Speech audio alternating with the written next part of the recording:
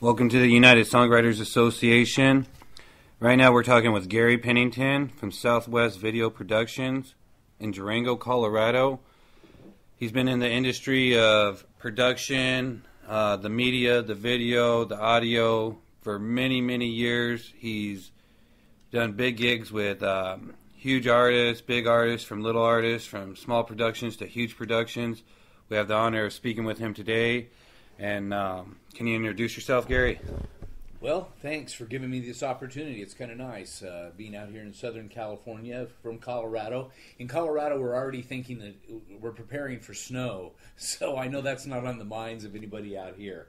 But yeah, I started into the media business in 1972 and have been in it as a career in various aspects ever since. Now, 1972, what were your inspirations to getting into the media and to getting into the video and the production end of the industry?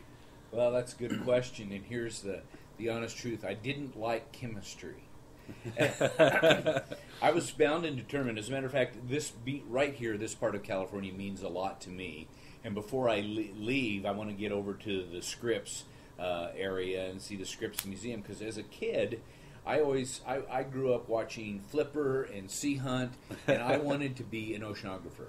Oh, absolutely. And I was absolutely determined that I was going to go to Scripps. And then I started taking the classes necessary to get into Scripps. Oh, nice. And that included chemistry. And chemistry didn't set well with me. At the same time, that was 1972, I grew up in Monte Vista, Colorado, and the local radio station hired high school kids to do the evening shift. Oh, wow. And a friend of mine was working there already. He says, "You ought to come up. It's it's kind of fun and da-da-da-da."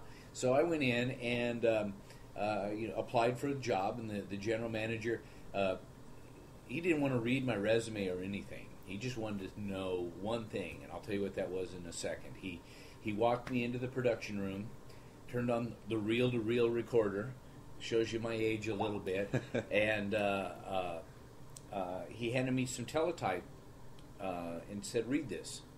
And he said, "Read about 5 minutes, and then shut it off, and then come get me." So he started the recorder going. I took this teletype paper, and it was newsprint, and read, and shut it off, and he came in, rewound it, listened to it for, not very long, a minute or so. He says, "You're hired." And it wasn't because I had of my voice or anything like that. It was because I could read. And so really, I got into the business because I could read, and I could read out loud.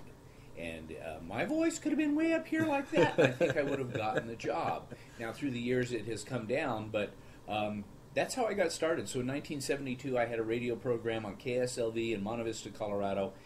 6 to 8 o'clock was country, and 8 to 10 was rock and roll. And all right. I did that. I worked there from 72 to 75.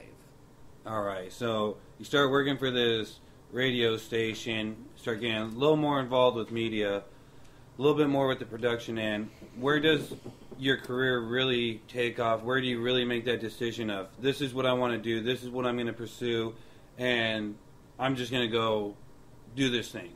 When was that? What was it? I have a couple of turning points to answer that question. One, how I ended up in the concert business, in the entertainment business, is I had been working in radio for probably 10 years or so, and it helped promote some concerts through being a disc jockey. And I don't even know if they call them that anymore. I guess they do at clubs. But a gentleman came in and he says, "I need some commercials recorded for a Three Dog Night concert." And I said, "Well, sure, I'd be glad to record some commercials." And we started talking, and about an hour later, I was a partner in this venture. And that kind of kicked me off into the concert business. So I started doing production. I thought I was going to be, this big-time concert promoter. And I lost my butt doing several promotions in the early days.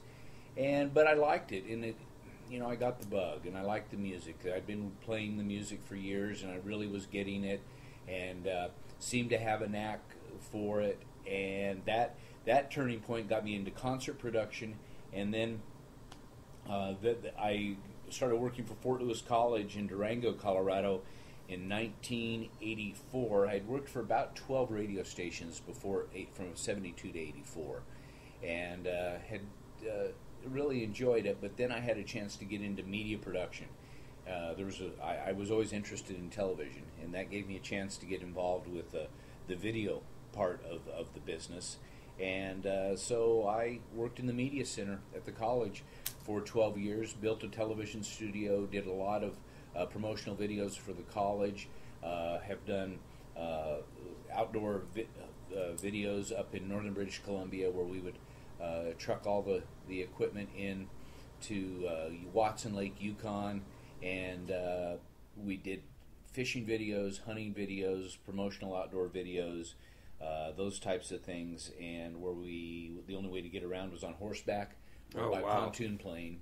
And so I started my bigger first video projects were in the wilderness up in the Yukon and northern British Columbia. Oh, wow. So that was a kicker. And then they built a concert hall at Fort Lewis College, and the president had known I'd been producing concerts on the side for a while. And they were going to run a job search for a manager, and they weren't quite ready. He says, would you like this position as an interim position for a year? And you can come back into the media department, or you can run the concert hall in a year. Let's see how a year goes. Well, the year went really well. And I took that concert hall. It was under construction, but it hadn't broke ground yet.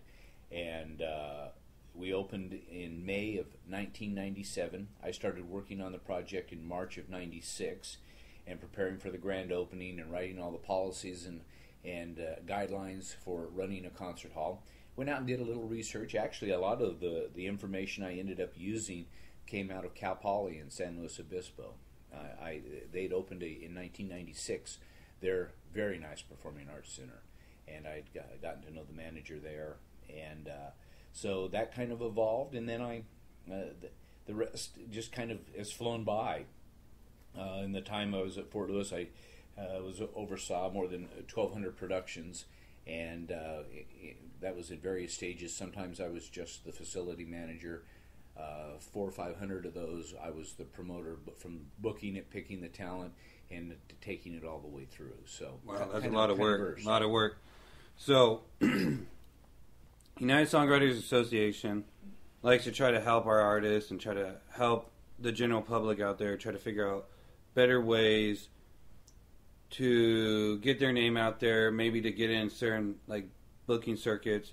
I know you're pretty familiar with the college circuit and how that all runs. A couple questions I have is, what would you look for when you'd be booking an artist for the type of event at the college, or to book an artist at the college? What type of criteria would they have to have, or what would you look for that would separate one artist from the other artist? Well, I guess I'd have to break that down into the demographic that I wanted to go after, because you cannot generally please everybody with all the time. So I would pick for the college students. I would bring the college students into it. I wouldn't know exactly what the current college sound was. I know what it was like when I was in college, which is what I would start to book when I was starting to book shows, and that was mostly 70s rock and roll, 70s country and western when I first started. But the college is a whole new game. There's lots of ways to go about it. The internet obviously wasn't around when I started, and now it's the game. It is how to get the exposure and get things going. Well, definitely. Once we get the exposure online, or we do get to a college or facility, and say we have two artists that meet the same demographic of what you're looking for, and what would be maybe one factor that would separate one artist from the next? Maybe a little bit more established, maybe had more followers, maybe he had a better look, maybe he went with a theme and somebody, the other artist didn't go with a theme, he's just more plain. Would anything like that stick out to you more or less, or? Well, if you look at it from the business side, you sit down and you watch the bottom line. Who's selling tickets? If you have a budget that will absorb the losses, if you don't get to break even or a profit margin, then if you have that budget, then you can give some new upstarts a shot. If you don't have the budget, and most colleges have a budget that is put out by the Student Activities Council that allows them the flexibility to try out new artists. I never had that flexibility, so when specifically for that question, I would watch box office scores, and I went by my gut. It was a gut reaction. Who was the demographic I was going for? How was I going to market to that demographic? And was I going to be able to get the numbers to make it work? What events are going on to go up against me? What's the competition doing? You try to stay away. I mean, I would do a rock and roll show if there was a country show going on the same night, because they were two different demographics, two different audiences. Absolutely. But you walk on that with eggshells, and you did. Like you're walking on eggshells, and I did that in a small rural. I mean, Durango, Colorado is small. Fort Lewis College is only 4,400 students. The county of La Plata County, where I live, is 50,000. Well, smaller than the city of Oceanside. Exactly. It's a whole different ball game out here. It's a different. You got to be really specific, really succinct, and it's like throwing darts. Each demographic, each part of the country, each little market is a little bit different. All right. Well, let me ask you this: say we are a band or we are an artist, and we do want to try to get into the college scene and to the college circuit. What department would we go talk to, or who would be the best person, with your advice and your experience, do you think would be the best person to talk to as far as trying to get in? The Student Activities Council. Usually there'll be a student advisor that'll take you down to there's a person at each college that is programming the student programming board, and I would get down and find that person that is actually on a committee of students that are picking the talent and the entertainment, and I would get to that person. All right. So, through all your experiences, through working through the college circuits, to what you're doing now, what has been your biggest project? I'll ask you first. What has been your biggest project that you have done or that you have been involved with? Well, I'm going to answer that two ways. The biggest one that I personally have been involved with was probably when I started bringing the larger country acts into Durango, the Merle Haggards, the Willie Nelsons. My last show in Durango was in 2009. It was Lyle Lovett and his large band. Before that, I did a show with Stephen Stills. It was very successful. Oh, wow. And Charlie Daniels. But the biggest event that I think I've ever been involved in was probably the NHL Winter Classic on January 1st in Pittsburgh this year. The company that I work for now did all of the talent, all of the staging, all of the talent coordination, the whole flow. So we were in Pittsburgh for a week, and we put on helped NBC and the NHL put on the Winter Classic, and we're working on going back to work on the Winter Classic again this year. But that one was a big team, a lot of moving parts, a lot going on, live television. Things are much different. A lot of moving parts. We had Styx, Hinder, and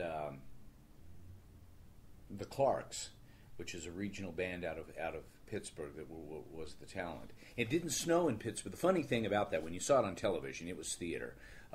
It looked like this nice winter scene, but it was 55 degrees that afternoon, and that hockey game got moved to the nighttime because the ice was melting. And we had to, so we went up into New Year's night, and we drew the largest ratings that hockey has ever drawn that night. But mainly Impressive. because we got moved from the afternoon into prime time, and we butted up against the evening local news and Saturday Night Live, and so it brought some viewers to the television program. But the thing that when you look at it, where I was going in the first place, is we had these rolls, massive rolls of cotton to make it look like snow. There wasn't a drop of snow anywhere near the stadium, and if you just were to see it on television, it looked like a winter wonderland. But that was only because we rolled it out and cut it to shape, and it was a different kind of thing. But that probably is the most recent event that I've been involved in, and I'm just coming off helping produce a post-game concert series for the Angels this summer. So we did 5 shows in Anaheim for the Angels. Wow, so it seems like you're getting into a lot of the production of the professional players, the professional teams such as the hockey, the NFL, the NBA, the Major League Baseball. So what would be your favorite event that you've done so far? Is it one that you've already mentioned? Is it the same as the biggest one? Or which one out of your entire career would you say has been your favorite event? That's I would narrow it down to, we did the Beach Boys in Durango in a rainstorm, and there was only 2 days that it rained in Durango, Colorado. It was June 4th and June 28th, and my concert with the Beach Boys was on June the 4th. So we put on a Beach Boys show. They did a great show in the middle of a rainstorm. The day before, it was 80 degrees. The day of the concert, it was in the 40s and raining and cold, but we still had a couple thousand people that stuck it out and partied in the rain. That one I'll never forget because it was a massive amount of work, and just within minutes of them going on stage, we're watching weather patterns and weather forecasts to decide if we could even pull the show off. And the Beach Boys were great, and they came to do the show. So it was cold. They're here. You'd think they're used to playing on beaches and in the sunshine. For that show, it was cloudy, it was drizzly, it was wet, and they played 101 minutes and cranked out a fantastic show. Wow! So that was amazing. memorable. Yeah, definitely. It sounds like it. Definitely sounds like it. So, through all this, who were your biggest influences to keep you going? Seems, in my opinion, you're a true success story from starting in a low radio station up to doing the big productions now. Who has been your biggest influences along the way? I know different stages of life, you probably had different influences. Who were some of the biggest ones that you could think of? Well, there'll be people that nobody else will know. I suppose that radio station manager back in 1972 that gave me the shot to have an evening radio program certainly is one. I've had some mentors that are very important in my life. A guy named Warren Sumners, who's no longer with us, had run many big performing arts centers around the country. He kind of took me underneath his wing and helped me a lot in the early stages of doing the performing arts. And in that, I branched out into doing, we did children's theater, we did dance, we did symphonies, regular all over the road kinds of shows. It was a typical performing arts center presentations. We did Chinese acrobats to children's shows, and then as well as popular contemporary shows. There's a gentleman that had a lot of confidence in me at Fort Lewis College. Bob Dolphin is his name. He was the vice president of finance at the time, and he had a gut instinct that I could do this. And there was several people that applied for the job, but he went with his gut. And I actually had lunch with him a couple of weeks ago before I headed out on my last trip, and he still is a major influence in me. He taught me patience. Wow. Patience is a real important thing to learn in this business. I used to want to react and just do it right now. Here I go. I'm off to the races. Right now is going to do it. And he said, just slow it down just a tad. And some things will work themselves out. And you don't have to get tied up into the big old heavy controversial confrontations, So patience, and so it's people like that aren't well known, but had an influence on me in my life that have guided me and still do today, even if they're not around. I like that. I like that. It's just like an everyday person, just everyday people helping us out, supporting us, friends, family, acquaintances, Yes. co-workers. I love it. Yeah. What do you think the next big move for the industry is? What do you think is going to be the next big thing going on in the industry as far as the media, as far as everything going on? From your outlook and from your perspective, having the background experience and the seniority of just knowing, what really goes on in the industry or what you have seen go on throughout the industry. Well, if I had a crystal ball, that would sure help answer the question.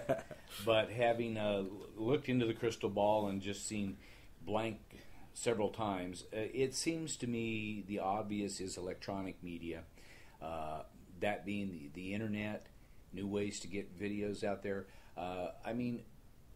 Look at the views some handheld video cameras are getting. Instead of bringing in top of the line studio productions, there's stuff that is being shot on telephones that are getting played on YouTube, and that's a phenomenon in itself. I saw something on television last night about a dog that said "I love you," and it had gotten 55 million hits on YouTube. That was shot on a handheld, a couple of $100 item, but yet it got that many hits. So it obviously is going to be the internet and ways to manipulate the internet to get your views up and to get people going that direction. I can't see if there's something else new on the horizon. The guys at Apple and Microsoft might know what it is, but I don't. Not yet. All right, now talking about that a little bit.